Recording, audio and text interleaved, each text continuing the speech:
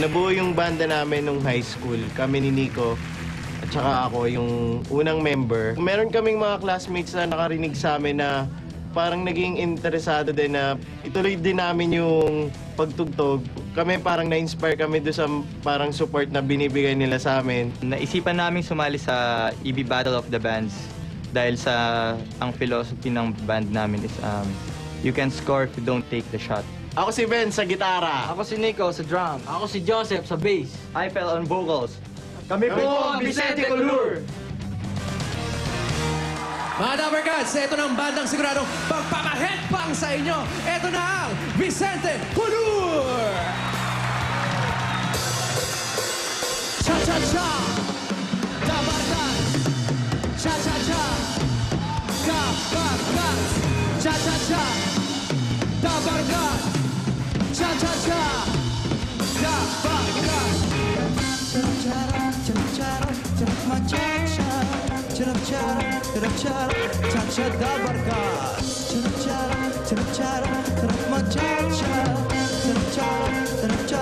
Cha-cha Dappercats.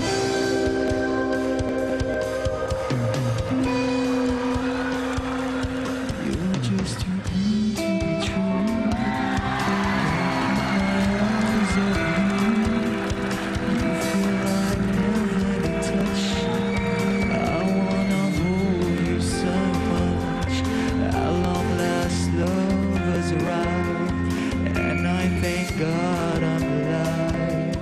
You're just too good to be true. Can't take my eyes off you. Pardon the way that I stare. There's nothing else to compare. The sight of you makes me weak. There are no words left to speak.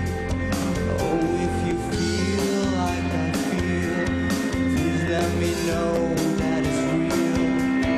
You're just too good to be true.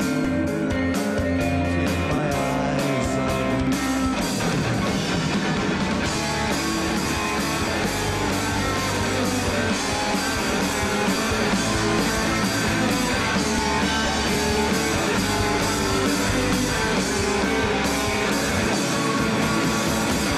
I love you, baby. And if it's white or white, I need you, baby. You want me lonely nights, I love you, baby. Trust in me when I sleep. Oh, pretty baby, don't bring me down that way. Oh, pretty baby, now that I'm trying to say, let me love you. Let me love you.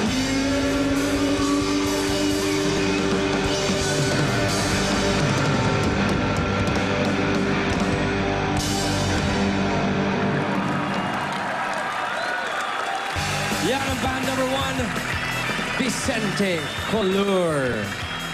Tingnan naman natin ang mga komento ng ating mga judges. Tito Joey? Maaga. Ini-expect ko, rak-rakan talaga eh. Medyo gentle yung number na binanata nila. Ini-expect ko lang talagang alam mo na heavy agad eh. So, alam mo naman, 8 racks. Kumain ng bato. Okay, so... Thank you, Joey. Sir Jet? Yun lang. Medyo mahinahon yung numero eh. All right, thank you, Joey. Jet, what do you think about the first band? Malaking bagay sa akin yung nararamdaman ko yung barkadahan ng isang banda eh. And tingin ko, close na close tong mga to. Dahil the way they play, very tight, you know. Wala silang takot mag-explore ng ibang tunog para sa isang lumang kanta na katulad ng ginawa nila. Rock on! Thank you, Jet. Balita namin close na close din sila sa kanilang manager. Ayan na nga, parang nakiterno pa yung manager. Ito naman si EB Dappercats manager para ipanawagan ng boto ang Vicente Colur. Ayan, Howie.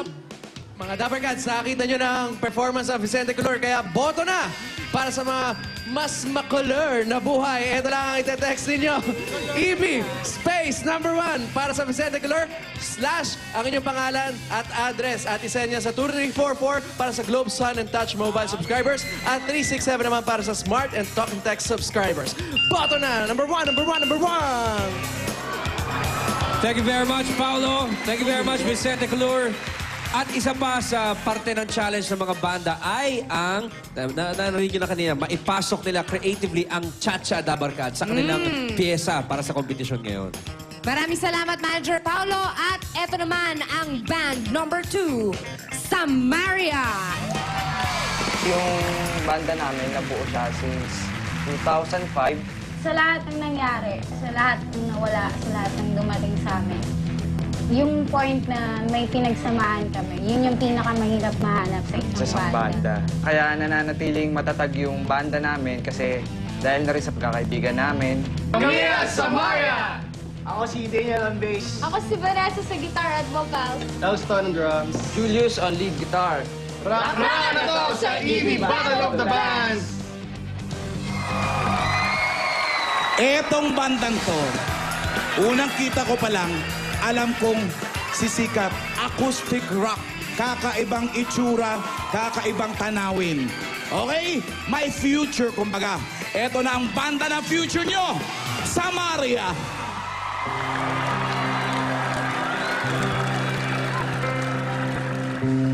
From the very first time, I'll rest my eyes on you, boy. My heart says follow through. But I know now that I'm way down on your line. The weight and the feelings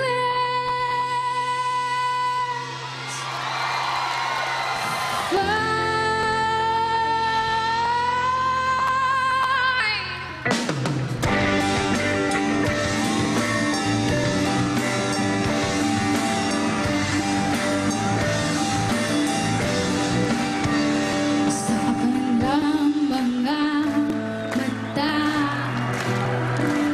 Di mo makita na mahal ka niya dahil sa pagkakamali nagawa nung kayo'y magka-eskwela pa.